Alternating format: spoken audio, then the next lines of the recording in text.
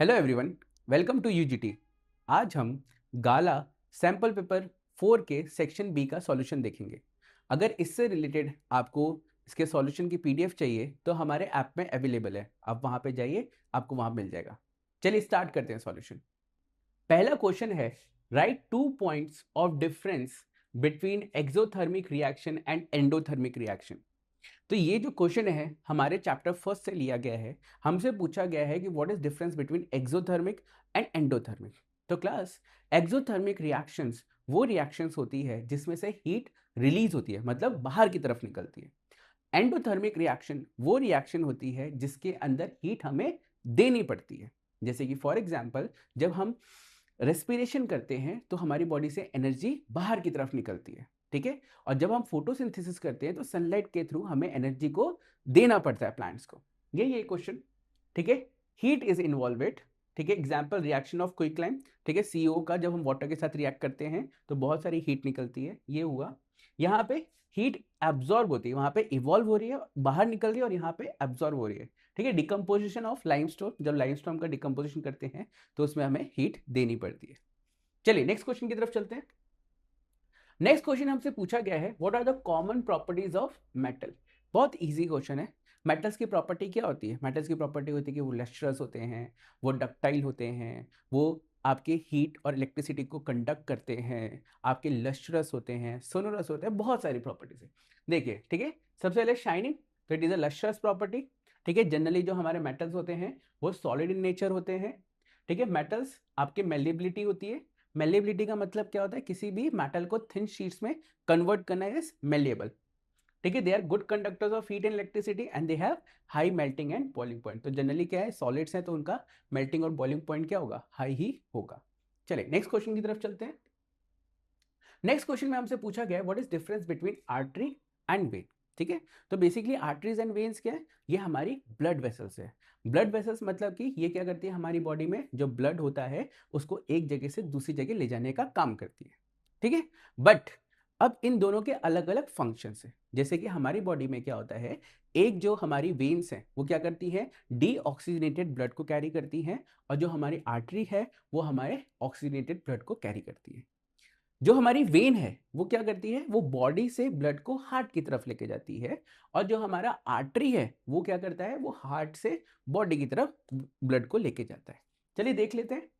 It carries blood from heart to different organs. It is artery, जो मैंने आपको बताया था, ये हार्ट से डिफरेंट ऑर्गन्स को लेके जाता है, और ये जनरली कैसा ब्लड कैरी करता है? ऑक्सीजनेटेड ब्लड कैरी करता है।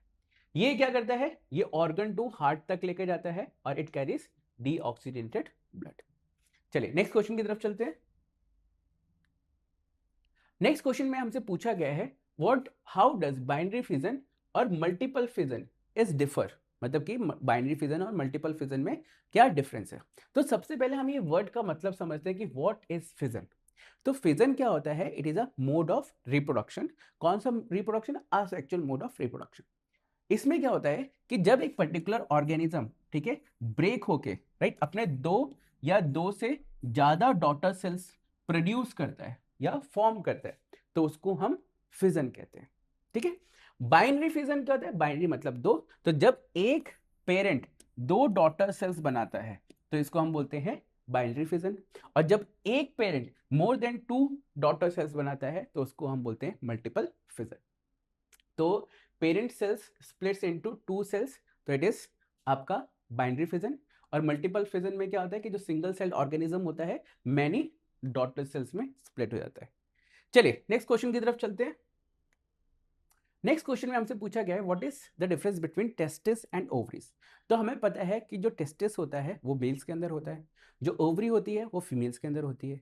टेस्टिस क्या करते हैं? मेल्स के अंदर टेस्टोस्टेरोन रिलीज करते हैं, और ओवरी क्या होती है? ओवरी फीमेल्स के अंदर एस्ट्रोजन रिलीज करती है।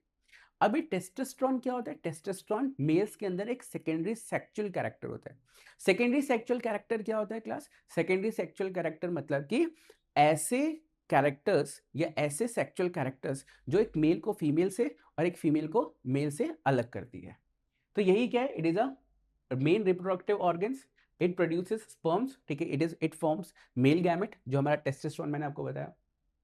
ठीक है। फीमेल के अंदर ये बेसिक रिप्रोडक्टिव सिस्टम है या मेन रिप्रोडक्टिव सिस्टम है, ठीक है। ये बेसिकली एस्ट्रोजन जो आपका सेकेंडरी सेक्सुअल कैरेक्टर होता है, और ये प्रोजेस्टेरोन जनरली फीमेल्स में आपका during the time of pregnancy release होता है, ठीक है। जब एक पर्टिकुलर फीमेल प्रेग्नेंट होती है तो उनके अंदर, उनके बॉडी के अंदर बहुत सारे चेंजेस होते हैं, तो it can be develop by the progesterone. चलिए आगे चलते हैं नेक्स्ट क्वेश्चन की तरफ।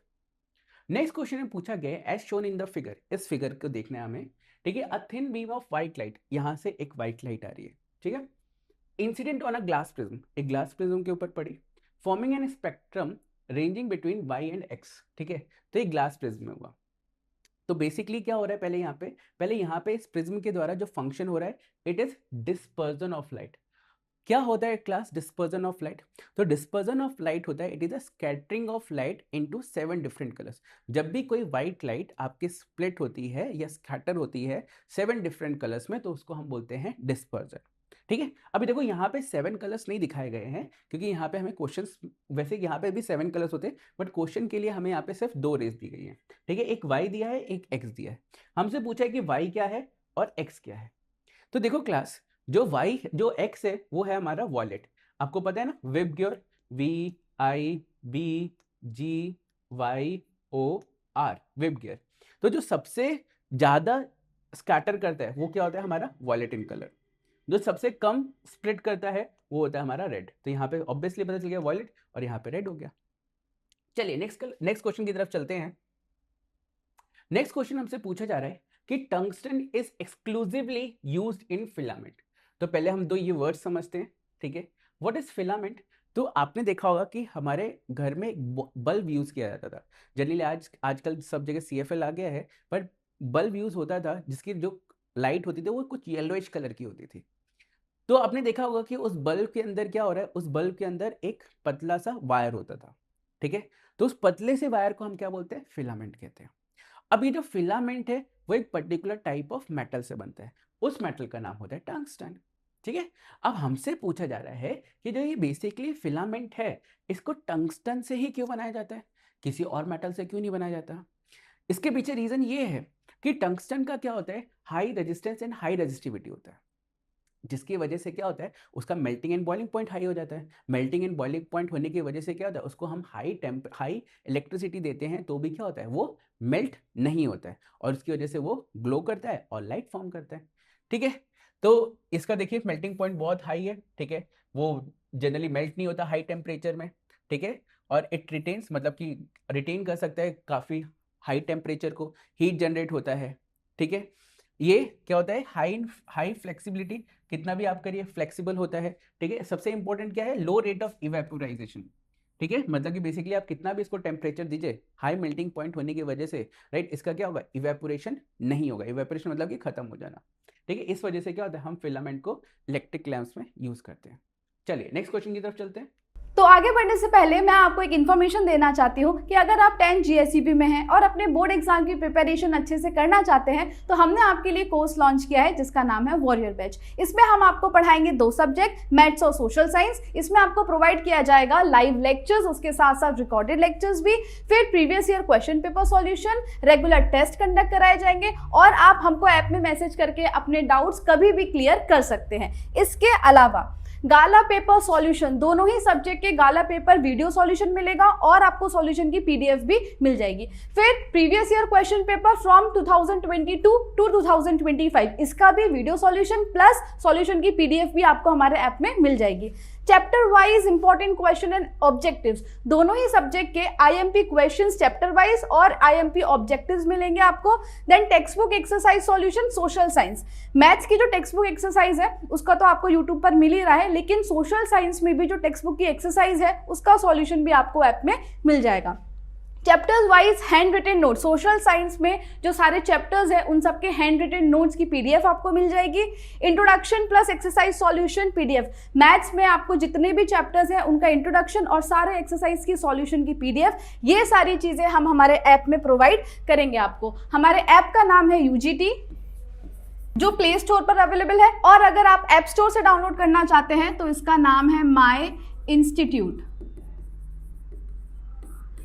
तो आज ही हमारे ऐप को डाउनलोड कीजिए और कोर्स परचेज कीजिए। All the best. Next question में हमारे पास क्या है, एक न्यूमेरिकल है, इलेक्ट्रिसिटी से बहुत ईजी है। एक हमारे पास इलेक्ट्रिक रेफ्रिजरेटर है जिसका पावर है 400 वाट। फिर देन उसके बाद हमारे पास एक इलेक्ट्रिक बल्ब है जिसकी पावर है 100 वाट। अब ये दोनों ही चीजें क्या हो रही हैं, 10 घंटे हर दिन चलती हैं, ठीक है, 10 आवर्स पर डे। अब हमें बताना है what is the cost of energy operated, ठीक है, 10 डेज एट 8 रुपीज। मतलब कि अगर हम इसी तरीके से 10 दिन तक इसको चलाते रहें और हर एक पर्टिकुलर किलोवाट का जो प्राइस है वो 8 रुपीज है, तो हमारा जो इलेक्ट्रिसिटी बिल है वो कितना बनता है। सबसे पहले हम लोग टोटल पावर निकाल लेंगे, तो इसके लिए हम लोग क्या किया, 400 वाट प्लस 100 वाट किया, तो आपको पता है it is equal to the 500 watt.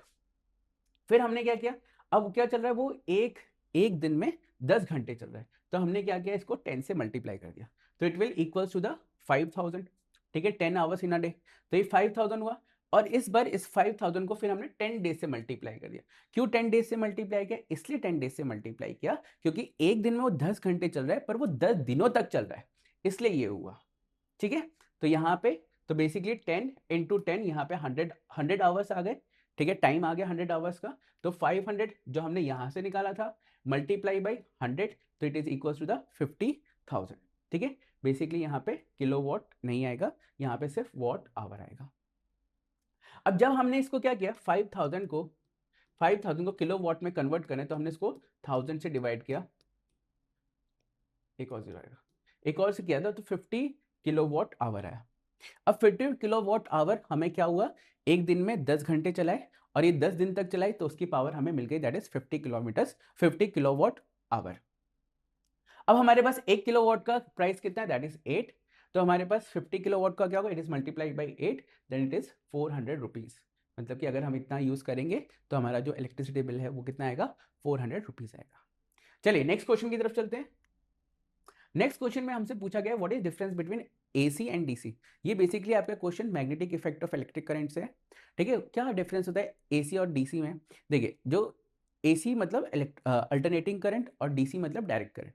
Alternating current क्या होता है क्लास, देखो इस तरीके से जाता है, मतलब कि बेसिकली वो क्या करता है, हर पर्टिकुलर इंटरवल के बाद अपनी डायरेक्शन को चेंज करता है। जबकि जो आपका डायरेक्ट करंट है वो स्ट्रेट पाथ में चलता है, वो कभी भी अपनी डायरेक्शन चेंज नहीं करता। अल्टरनेटिंग करंट क्या होता है, उसके अंदर जो रेजिस्टेंस होता है वो कम होता है, उसके अंदर जो एनर्जी होती है वो कम लॉस होती है। जबकि डायरेक्ट करंट के अंदर रेजिस्टेंस भी ज़्यादा होता है और एनर्जी लॉस भी ज़्यादा होता है। इसलिए जो भी पावर स्टेशन से हमारे घर तक इलेक्ट्रिसिटी आती है वो अल्टरनेटिंग करंट के फॉर्म में आती है। और जो हम लोग कहते हैं अपने डिवाइसेस इलेक्ट्रिकल इक्विपमेंट्स यूज़ करते हैं वो सारे के सारे कौन से होते हैं, वो डीसी पे होते हैं, ठीक है। ठीक है, तो direction is reserved at a regular interval, ठीक है। ये चीपर भी होते हैं, कंपैरेटिवली चीपर होता है क्योंकि एनर्जी लॉस कम हो रहा है, ठीक है। It is only flow in one direction and it is expensive. चलिए नेक्स्ट चलते हैं, नेक्स्ट क्वेश्चन की तरफ। नेक्स्ट क्वेश्चन में पूछा जा रहा है कि व्हाट इज ट्रॉफिक लेवल। देखिए ट्रॉफिक लेवल क्या होता है, it is a question of food chain. जब भी फूड चेन में एक पर्टिकुलर प्लेस या स्टेप, ठीक है, होता है, जैसे कि ये एक स्टेप है, ये एक स्टेप है, तो ये क्या है, ट्रॉफिक लेवल्स हैं, ठीक है। बेसिकली आपका जो फूड चेन होता है उसमें डिफरेंट लेवल्स को हम लोग क्या बोलते हैं, ट्रॉफिक लेवल बोलते हैं, ठीक है। अब यहाँ पे पूछा रहा है give an example of food chain and state the trophic level. तो देखिए एक फूड चेन है, जैसे ग्रास हुआ, ठीक है, रैट ने ग्रास को ईट किया, स्नेक ने रैट को किया और काइट ने स्नेक को किया। तो बेसिकली जो ये प्रोड्यूसर होते हैं ये हमेशा क्या होते हैं, फर्स्ट ट्रॉफिक लेवल होते हैं, ठीक है, जिनको हम प्रोड्यूसर्स भी कहते हैं। रैट ये क्या है, हमारा प्राइमरी कंज्यूमर है, जो हमारा सेकेंडरी ट्रॉफिक लेवल है। ये थर्ड ट्रॉफिक लेवल और ये फोर्थ ट्रॉफिक लेवल। जनरली एक फूड चेन में 4 ऑर्गेनिज्म होते ही हैं, बट कहते हैं जनरली 3 ही कंसिडर हम लोग करते हैं क्योंकि 4 तक क्या होती है, एनर्जी ही नहीं बचती। चलिए नेक्स्ट क्वेश्चन की तरफ चलते हैं। नेक्स्ट क्वेश्चन में पूछा गया है based on decomposition explain the 2 types of waste, ठीक है। डिकम्पोजिशन के बेसिस पे हमें बताना है कि 2 टाइप ऑफ वेस्ट। तो एक हमें पता है बायोडिग्रेडेबल और एक होता है नॉन बायोडिग्रेडेबल। बायोडिग्रेडेबल वेस्ट क्या है, जो आपका बैक्टीरियाज वायरसेस फंगी ये क्या करते हैं, इन्वायरमेंट में इसको डिकम्पोज कर देते हैं, ठीक है। जो ऑर्गेनिक वेस्ट होता है उसको इनऑर्गेनिक वेस्ट में कन्वर्ट कर देते हैं, उसको हम बोलते हैं बायोडिग्रेडेबल वेस्ट, ठीक है। जैसे कि आपका वेजिटेबल पिल्स हुए, ठीक है, आपके फ्रूट्स के पिल्स हुए, पेपर हुआ, वुड हुआ, ये सारे के सारे क्या हैं, डिकम्पोज हो सकते हैं, इसलिए हम इनको क्या बोलते हैं, biodegradable waste. Non biodegradable waste वो ऐसे वेस्ट जिनको हम डिकम्पोज नहीं कर पाते बैक्टीरिया वायरस फंगिस के द्वारा, ठीक है, या ऑर्गेनिक वेस्ट को हम इनऑर्गेनिक में कन्वर्ट नहीं करते, जैसे कि प्लास्टिक हुआ, ठीक है, आपका ग्लास हुआ, तो ये सारे के सारे नॉन बायोडिग्रेडेबल वेस्ट होते हैं, ठीक है। The waste which can be decomposed of naturally are called this vegetable, fruits, papers and cannot be converted into harmless simpler forms, तो उसको हम बोलते हैं नॉन बायोडिग्रेडेबल, जैसे ग्लास हुआ, प्लास्टिक हुआ, पॉलिथीन हुआ, ये सब हुआ। चलिए नेक्स्ट की तरफ चलते हैं। नेक्स्ट क्वेश्चन हमें पूछा जा रहा है, bile is an important digestive juice through it does not contain any digestive enzyme, ठीक है। सबसे पहले हम थोड़ी बात समझ लेते हैं बाइल के बारे में। बाइल से पहले आता है स्टमक। स्टमक में क्या होता है, 3 जूसेस रिलीज होते हैं, ठीक है। एक आपका HCl होता है, एक आपका पेप्सिन होता है और एक म्यूकस होता है। तो पेप्सिन क्या बोलता है, पेप्सिन बोलता है कि भाई साहब मैं प्रोटीन को अमीनो एसिड में तभी कन्वर्ट करूंगा जब मुझे जो फूड है वो एसिडिक मिलेगा, तो इसलिए HCl रिलीज हुआ, ठीक है। और स्टमक को HCl से बचाने के लिए म्यूकस रिलीज हुआ। लेकिन अभी यहाँ पे स्टमक में जो फूड है वो तो अभी भी HCl है। वो स्टमक के लिए HCl सही था, लेकिन जैसे ही फूड आगे की तरफ मूव करेगा, ठीक है, तो वो हमारे बाकी ऑर्गन्स को तो डैमेज करेगा। इसलिए बाकी ऑर्गन्स को डैमेज ना करने के लिए स्टमक के बाद तुरंत आया लिवर। लिवर ने क्या किया, बाइल जूस रिलीज किया। अब बाइल जूस का बेसिकली काम क्या होता है कि जो भी आपका एसिडिक फूड आपका स्टमक से आ रहा है, उस एसिडिक फूड को क्या करना है, एल्कलाइन में कन्वर्ट करना है। एल्कलाइन मतलब बेसिक इन नेचर में कन्वर्ट करना है, ताकि हमारी बॉडी में इजिली मूव ऑन हो सके और किसी भी चीज में डैमेज ना कर सके। इसलिए हम क्या करते हैं, बाइल जूस का इतना इंपॉर्टेंट फंक्शन है। देखिए क्या होता है, एक greenish yellow alkaline digestive juice होता है, ठीक है। इसके अंदर सॉल्ट्स कंटेन होते हैं, बाइल पिगमेंट्स कन्वर्ट होते हैं, कंटेन होते हैं, ठीक है। बेसिकली जो हमारा एसिडिक फूड स्टमक से निकल रहा है उसको क्या कर रहा है, एल्कलाइन बना रहा है, ठीक है। पेनक्रियाटिक और इंटेस्टाइनल एंजाइम्स को क्या करना है, एक एल्कलाइन मीडियम चाहिए होता है, उनको एसिडिक मीडियम नहीं चाहिए होता है, ताकि क्या कर सके, ये आपके लार्ज फैट गैब्यूल्स को छोटे छोटे फैट गैब्यूल्स में कन्वर्ट कर सके। ये बेसिकली काम किसका, बाइल सॉल्ट का काम है, ठीक है। इसलिए क्या है, इतना इंपॉर्टेंट आपका एंजाइम हो जाता है। चलिए नेक्स्ट क्वेश्चन की तरफ चलते हैं। नेक्स्ट क्वेश्चन में पूछा जा रहा है कि explain the right hand thumb rule. तो बेसिकली ये राइट हैंड थंब रूल क्यों हमें राइट चाहिए होता है, या इसका एप्लीकेशन, इसका यूज कहाँ होता है। देखिए हमें पता है कि जहाँ पे भी इलेक्ट्रिसिटी होती है वहाँ पे हमारे मैग्नेटिक फील्ड लाइंस होती हैं। तो बेसिकली हमें ये पता करना है कि अगर इलेक्ट्रिसिटी है तो मैग्नेटिक फील्ड लाइंस की डायरेक्शन क्या है, क्योंकि अगर मैग्नेटिक फील्ड लाइंस की डायरेक्शन हमें पता होगी तो हमें अच्छे से मतलब कि उसका एप्लीकेशन कर पाएंगे कि हमें कोई भी सब्सटेंस में चाहिए होगा। इसलिए क्या होगा कि हमारे पास क्या है, राइट हैंड थंब रूल है। अब राइट हैंड थंब रूल क्या कहता है class, right hand thumb rule कहता है कि बेसिकली अगर कोई कंडक्टर है, ठीक है, और उसमें इलेक्ट्रिसिटी कुछ इस तरीके से आ रही है, तो आप क्या करो, अपना राइट हैंड उठाओ, ठीक है। जैसे कि कंडक्टर है, इलेक्ट्रिसिटी ऊपर की तरफ जा रही है, तो आप क्या करो, कर्ल्स बनाओ और कहते हैं जो थंब है उसको डायरेक्शन ऑफ द करंट की तरफ रख दो। जैसे आपने डायरेक्शन ऑफ द करंट की तरफ रखा तो ये जो कर्ल्स बने, जो ये कर्ल्स हैं ये क्या डिसाइड करते हैं, ये डिसाइड करते हैं आपका direction of the magnetic field lines. यहाँ पे आप देख ही सकते हैं ये जो कर्ल्स हैं ये कुछ इस तरीके से जा रही है, ठीक है। तो मैग्नेटिक फील्ड लाइंस की डायरेक्शन भी क्या हुई, कुछ इस तरीके से। यहाँ पे हमारा गाला का जो सेक्शन बी सैंपल 4 है उसका फिनिश होता है। अगर इससे रिलेटेड आपको सॉल्यूशन की PDF चाहिए तो आप हमारे एप्लीकेशन में जा सकते हैं, वहाँ पे आपको फ्री में अवेलेबल होगा। Thank you and have a nice day.